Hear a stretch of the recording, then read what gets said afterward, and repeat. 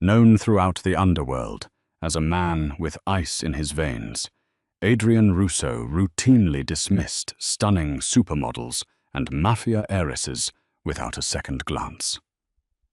That ice finally cracked, however, the night an exhausted, heavy-set waitress breached his heavily guarded skyscraper, holding the one thing he would kill for. The torrential November rain turned the streets of New York City into mirrors reflecting neon lies. Inside the VIP lounge of the Obsidian Club, the atmosphere was thick with cigar smoke and unsaid threats. Adrian Russo sat at the head of the leather booth, his expression carved from stone. At 32, he was the undisputed capo of the Russo family, commanding an empire of shipping logistics, underground casinos, and blood money. I was also notoriously, unnervingly solitary. Adrian, darling, purred Cassandra Carmichael, the willowy daughter of a Boston mob boss. She slid closer, her diamond-clad fingers reaching for his lapel. She was flawless, a size 0 socialite bred specifically to merge crime families through marriage. My father thinks it's time our families united, and I think it's time you stopped sleeping in that penthouse all alone. Adrian didn't even look at her. He caught her wrist mid-air, his grip just tight enough to make her gasp. "Tell your father," Adrian said, his voice a low, lethal rumble, "that Russo Enterprises doesn't need Boston, and tell yourself that I don't need a porcelain doll who breaks when the wind blows." He dropped her hand. "Get out." Cassandra's face flushed with humiliated fury. She stormed out, joining the long list of beautiful, ambitious women who had tried and failed to warm the coldest boss in the 5 boroughs. Adrian wasn't interested in games. I was interested in survival. 10 minutes later, as Adrian exited the club through the private back alley to reach his armored SUV, the shadows moved. It was a calculated ambush, 4 men wearing dark masks, armed with suppressed pistols. "Russo!" one hissed. What followed was 20 seconds of pure, brutal violence. Adrian wasn't just a boss who gave orders. He had fought his way up from the streets. He disarmed the first man, shattering his jaw, and used him as a human shield against the second. His underboss, Enzo Bianchi, emerged from the car, guns blazing. The remaining attackers scattered into the rain-soaked labyrinth of the city. Adrian stood over the groaning attacker, his knuckles bleeding. He adjusted his bespoke suit, breathing heavily. "Clean this up, Enzo," he ordered, climbing into the SUV. It wasn't until the vehicle crossed the Brooklyn Bridge that Adrian looked down at his right hand. The blood drained from his face. His ring was gone. It wasn't just jewelry. It was a heavy, custom-forged platinum band set with a rare, raw black diamond engraved with the Russo family crest. It had belonged to his grandfather, a man who built the syndicate from nothing. In the underworld, that ring was a seal of absolute authority. Without it, whispers of weakness would spread. In his world, weakness meant death. "Turn the car around," Adrian commanded, his voice suddenly desperate. "Now." 3 blocks away from the Obsidian Club, Beatrice Gallagher was just trying to survive the night. Beatrice, bee to the few friends she had, pushed her way out of the service doors of Sullivan's Diner. At 28, Bear was intimately familiar with exhaustion. She was a distinctly fat woman, possessing thick thighs, a soft, round stomach, and generous curves that her worn, oversized trench coat struggled to contain. Society had taught Bea to make herself invisible.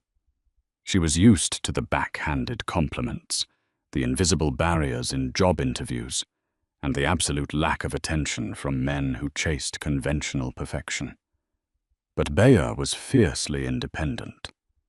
She worked 50 hours a week, serving late-night drunks, just to keep her grandmother in a decent assisted living facility in Queens. The rain plastered her dark curls to her face as she hurried toward the subway grate.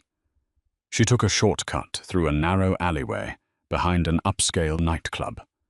The ground was littered with trash and shattered glass. Suddenly, the heel of her worn boot caught on something hard.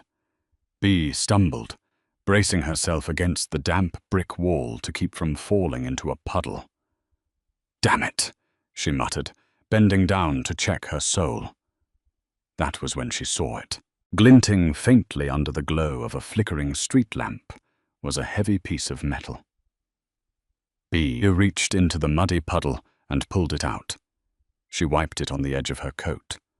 Her breath hitched. It was a ring, incredibly heavy, dominated by a rough-cut black stone that seemed to swallow the light. Even to an untrained eye, the platinum band was worth a small fortune. She squinted, tracing the intricate engraving on the inside. Dr. Omerta. Bea's heart pounded. A pawn shop in the Diamond District would give her enough cash for this to pay her grandmother's medical bills for a year, maybe even clear her own credit card debt. She held it in her palm, feeling its cold, undeniable weight. She thought about her empty fridge. She thought about the eviction warning she had received last Tuesday. But as she stared at the crest, her conscience flared. It's an heirloom, she thought. Someone is tearing their hair out looking for this. I know what it feels like to lose the only thing you have left of your family. She remembered the screech of tires and the commotion she had heard from this alley just an hour ago while taking out the diner's trash. The ring belonged to someone who had been at the club. Sighing deeply, Bea slipped the ring into her deepest coat pocket. "You're an idiot, Bea," she whispered to herself. But she made a decision. She wasn't a thief.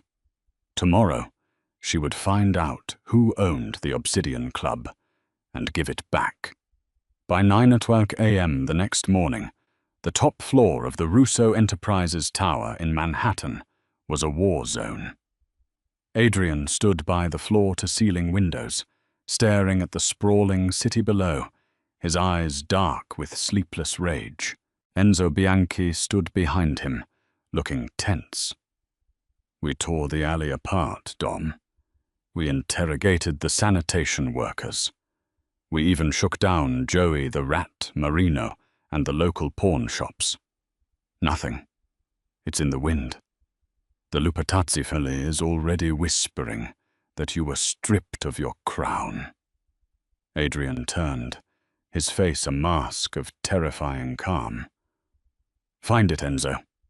If I have to gut every thief in Manhattan, I want my grandfather's ring back by midnight." Down in the lobby of the skyscraper, a very different battle was taking place. Basil Gormby stood in front of the sweeping marble security desk, clutching her damp canvas tote bag. She had traded her diner uniform for her best outfit, a modest navy wrap dress that clung softly to her full hips, and a beige cardigan. She felt entirely out of place among the sleek, tailored executives and the hulking, muscular security guards patrolling the floor. She had Googled the owner of the Obsidian Club and traced the LLC back to Russo Enterprises. "Ma'am," for the fourth time, sighed the head of security, a mountain of a man with an earpiece, glaring down at her. "Mr. Russo does not take walk-in appointments. Now I suggest you leave before I have you escorted out." And for the fourth time, Bea said, planting her feet.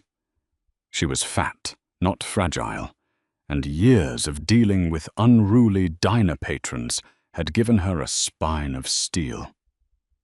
I have something that belongs to him. Something very important. I'm not leaving this lobby, and I am certainly not giving it to a stranger to hand over. Lady, you're testing my patience, the guard growled, reaching out to grip her upper arm. Don't touch me, Bee snapped, jerking her arm back. The elevator doors behind the desk chimed. A hush fell over the lobby as a phalanx of men in tailored suits stepped out. At the center of them was a man who seemed to suck the oxygen right out of the room. He was tall, broad-shouldered, with raven black hair and striking, cold gray eyes. A faint scar cut through his left eyebrow, adding a rugged brutality to his incredibly handsome face.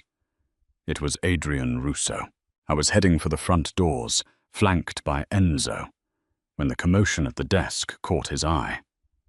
He stopped, his cold gaze locked onto Bee. In a world populated by surgically enhanced socialites and starving models, Bear was an anomaly. She was soft where they were sharp, undeniably heavy, with a flush of nervous color on her cheeks. But what caught Adrian's attention wasn't just her size. It was the fierce, defiant way she was glaring at his head of security. "What is the problem here?" Adrian's voice boomed across the marble floor. The security guard paled. "Mr. Russo, apologies.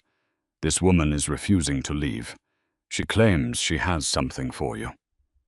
Adrian stepped closer, his imposing frame looming over Bee. Most people shrank under his gaze.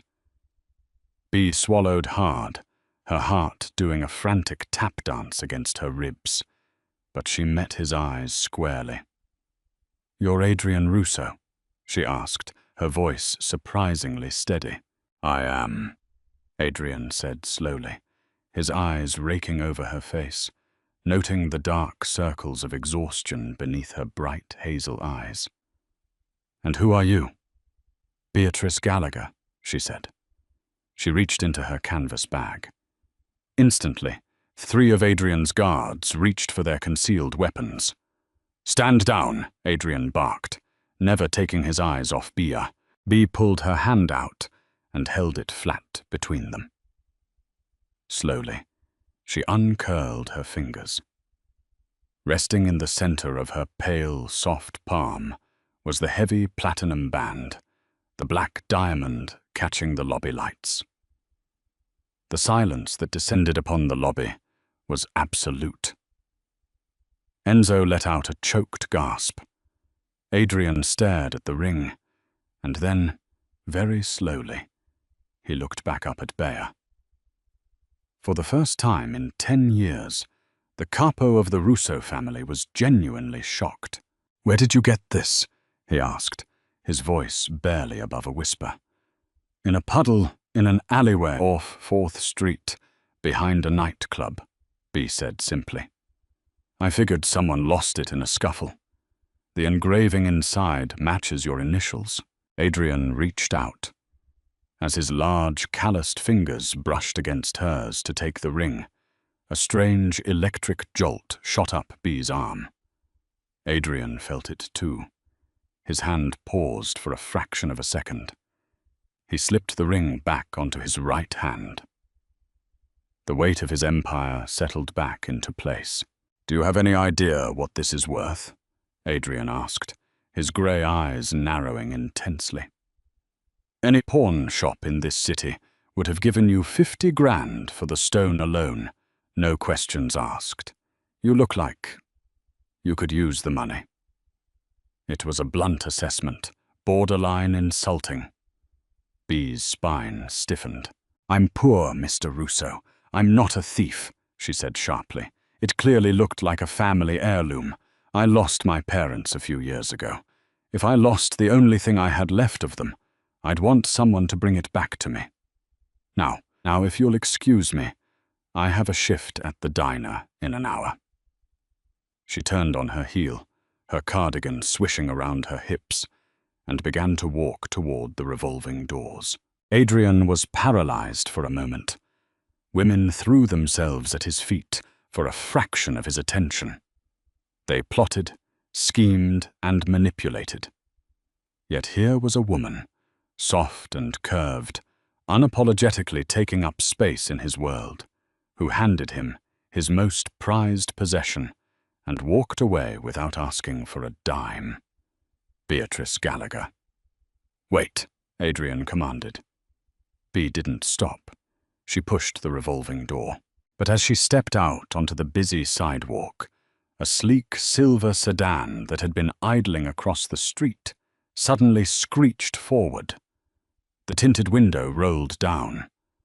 Enzo, looking through the lobby glass, yelled, "Dom, it's the Lupatazzi crew. They're watching the building." Adrian moved faster than lightning. He sprinted through the revolving door just as the barrel of a gun emerged from the sedan's window. The target wasn't Adrian. The men in the car had been watching the lobby. They had seen a woman hand. Adrian Russo, an object that made his guards stand down. In the paranoid logic of the mob, Bauer had just become an unknown asset, a courier, an informant, or a weakness. "Get down!" Adrian roared. Before Bauer could register the sound of screeching tires, a massive weight slammed into her. Adrian tackled her to the concrete, just as 3 muffled pops echoed through the street. Bullets shattered the glass of the revolving door, right where she had been standing. Adrian shielded her completely with his body. He was heavy, smelling of expensive cologne and gunpowder. Bea squeezed her eyes shut, paralyzed by terror, as Enzo and the Russo guards flooded the street, returning fire until the sedan sped away into the traffic. Adrian slowly pushed himself up on his forearms, looking down at Bea. She was trembling, her chest heaving beneath him. "Are you hit?" he demanded, his hands roughly but frantically checking her shoulders and arms. No, Bea stammered, tears of shock pricking her eyes. What was that?" Adrian stood up, effortlessly pulling her to her feet. The coldness in his eyes had returned, but now it was directed entirely at the street where the car had disappeared. He looked back at Bea, realizing the gravity of what had just happened. By doing the right thing, this innocent, beautiful woman had just stepped into a war zone. "They saw you with me," Adrian said grimly, his jaw tight. "They think you're working for me now, which means they'll hunt you down." "What? No, I'm just a waitress," Bea panicked, trying to pull her arm away. "I have to go home." "You can't go home, Beatrice," Adrian said, his grip firming on her arm, not letting her go. He looked at her, his obsession cementing in that very moment. He wasn't going to let anything happen to her. "You belong to my world now, and you're coming with me." The armored Mercedes Maybach S680 tore through the streets of Manhattan, blowing past red lights as 3 black SUVs flanked it in a tight, impenetrable convoy. Inside the cavernous, soundproof cabin, the silence was deafening, broken only by Bea's ragged breathing. She was pressed into the plush leather of the far corner, her arms wrapped defensively around her generous curves. She stared at the man sitting opposite her. Adrian Russo had stripped off his suit jacket, revealing a tailored dress shirt that strained against his broad chest. He was on a burner phone, barking orders with terrifying efficiency. "I want eyes on Carmine Lupertazzi's social clubs in Little Italy. Lock down the docks. If they want a war over a misunderstanding, we give them a slaughter," Adrian commanded, his voice cold enough to freeze water. He snapped the phone shut and finally looked at Bea. "I am not going with you," Bea said, her voice shaking but her chin stubbornly raised. You can drop me off at the next subway station. I won't say a word. I just want to go back to my life." Adrian let out a harsh, humorless breath. "Your life as you knew it ended the second you picked up that ring. Beatrice, the Lupatazzi family doesn't do misunderstandings. They saw my men lower their weapons for you. They saw me take a bullet for you. In their eyes, you are my weakness. If I let you walk into the subway, you'll be dead before the train reaches Brooklyn." "But my grandmother!" Bea shouted, desperation finally cracking her composure. "She has severe dementia. She's at Sunrise Senior Living on Queens Boulevard. If I don't show up to pay her facility fee on Friday, they'll put her in state care. I am all she has." Adrian held her gaze. He tapped the glass partition dividing them from the driver. "Enzo," he called out to his underboss in the front seat. "Call the director of Sunrise Senior Living in Queens. Tell them Beatrice Gallagher's grandmother is being transferred. I want her moved to the private VIP wing at Mount Sinai Hospital within the hour. Secure the floor. Put 2 of our best men on her door. Send the bill to my personal accountant." Bea stared at him, completely stunned. You can't just do that." "I just did," Adrian replied softly. For the first time, the hard lines around his mouth relaxed into something resembling reassurance. "No one you love will be touched, Beatrice. You have my word." 45 minutes later, the convoy passed through the imposing iron gates of a sprawling, fortress-like estate in Alpine, New Jersey, one of the wealthiest and most secure zip codes in America. The mansion was a masterpiece of modern architecture, all stone, steel, and bulletproof glass, surrounded by acres of dense, heavily patrolled woods. For the next 3 days, Bea was a prisoner in a gilded cage. She was given a massive guest suite overlooking the Palisades, but she refused to be compliant. When a team of personal shoppers arrived from Bergdorf Goodman, carrying racks of size 0 and size 2 designer gowns, Bea sent them packing. Adrian found her sitting on the edge of her California king bed that evening, wearing the same modest navy wrap dress she had arrived in, looking exhausted but defiant. "They told me you threw a $1,000 Loro Piana cashmere sweater at a stylist's head," Adrian said, leaning against the doorframe, a rare smirk playing on his lips. "They brought clothes for a stick insect," Bea snapped, standing up. She gestured to her wide hips and full stomach. "I am a size 18, Mr. Russo. I am fat. I have always been fat, and I am not apologizing for it. I am not one of your mafia princesses who starves herself for a diamond bracelet. If you are going to keep me hostage, the least you can do is let me do my own laundry." Adrian pushed off the doorframe and walked slowly toward her. The air in the room grew instantly. Bea held her ground, even as her heart hammered in her throat. He stopped inches from her. He didn't look at her with the disgust or pity she was so used to seeing from men of his status. His silver-gray eyes swept over her soft, sweeping curves with a dark, consuming hunger that made Bea's breath hitch. "You are exactly what you are meant to be," Adrian murmured, his deep voice vibrating in the quiet room. He reached out, his calloused thumb gently brushing a stray dark curl behind her ear. "Those women starve themselves because they are empty inside. You fought my head of security. You threw a sweater at a stylist. You handed me $1 million diamond and asked for nothing. You are more real than anything I have ever touched."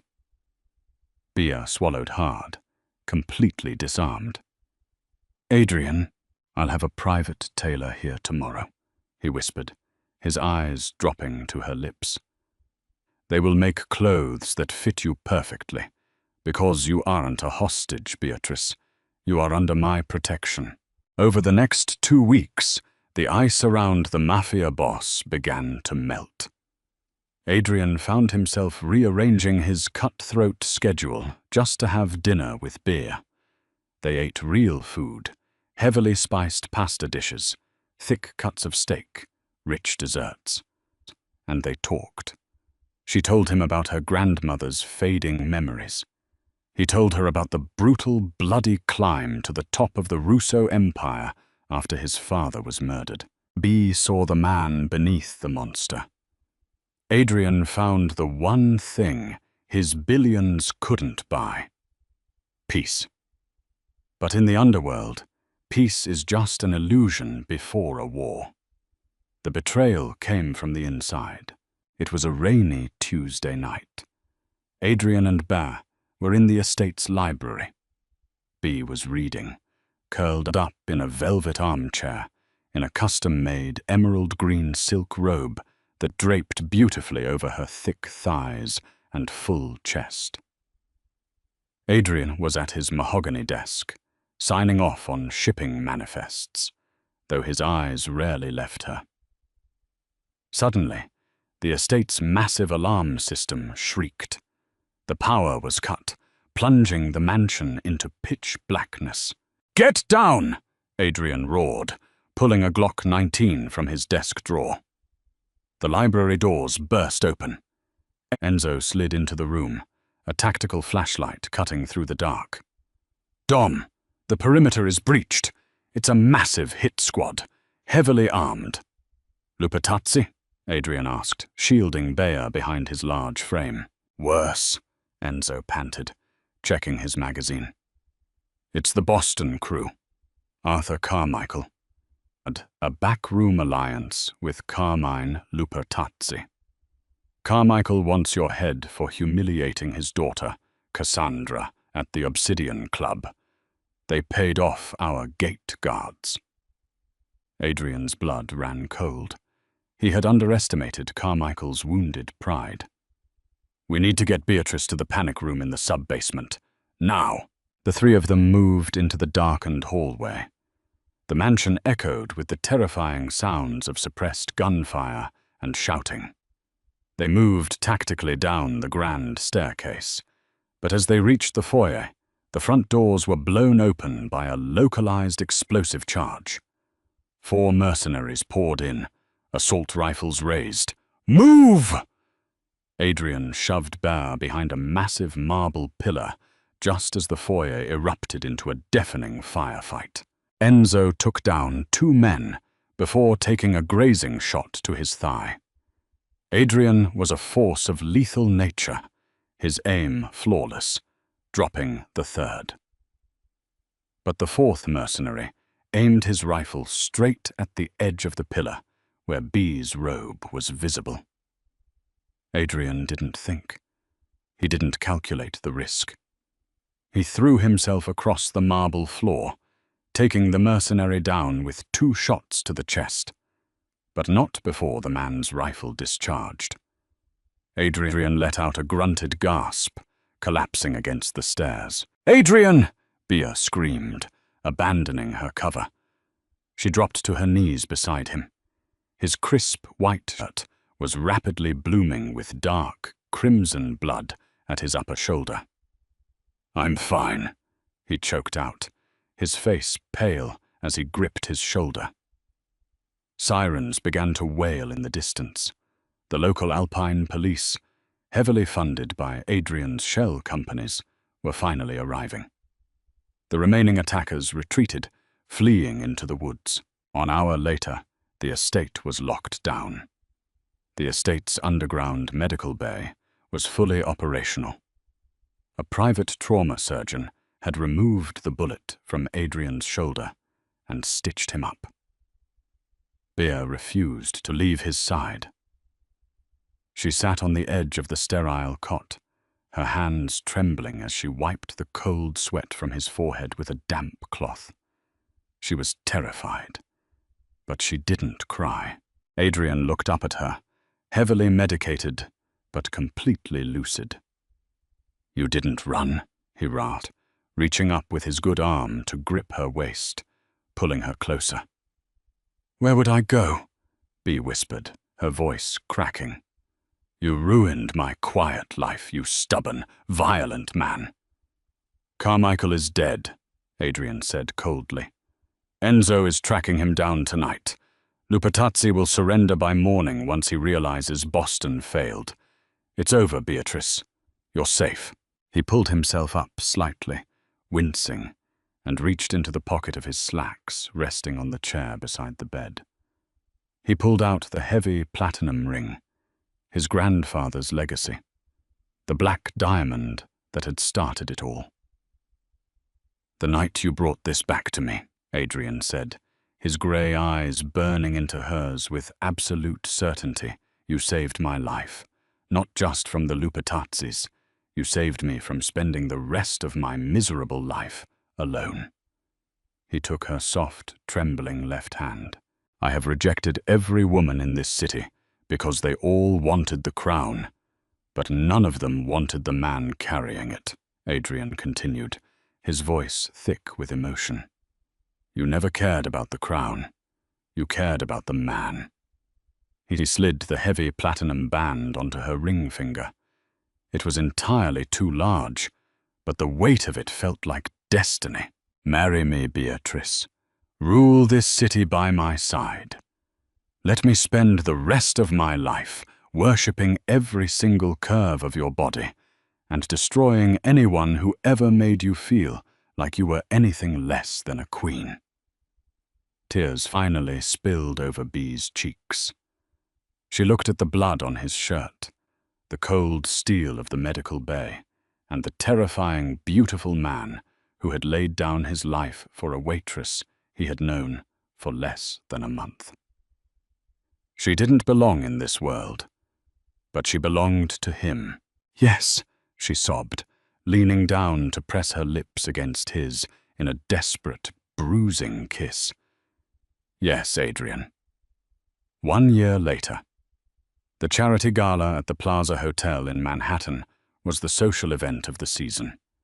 The room was filled with politicians, billionaires, and the hidden power brokers of the underworld. At the head table sat Adrian Russo, his presence as terrifying and commanding as ever.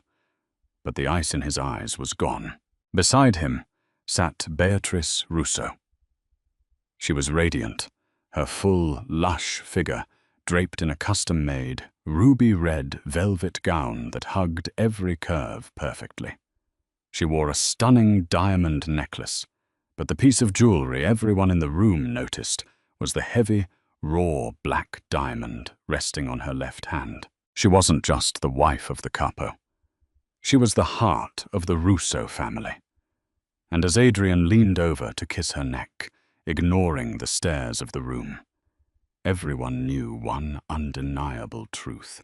The coldest boss in New York hadn't just been tamed, he had been conquered. Did you expect this fierce waitress to melt the icy heart of New York's most dangerous mafia boss? If Beatrice's incredible journey from struggling to survive to ruling the Russo Empire kept you on the edge of your seat, we want to hear from you. Hit that like button. Share this story with your friends who love a spicy, dramatic romance. And don't forget to subscribe to our channel for more thrilling, real-life inspired tales. Drop a comment below.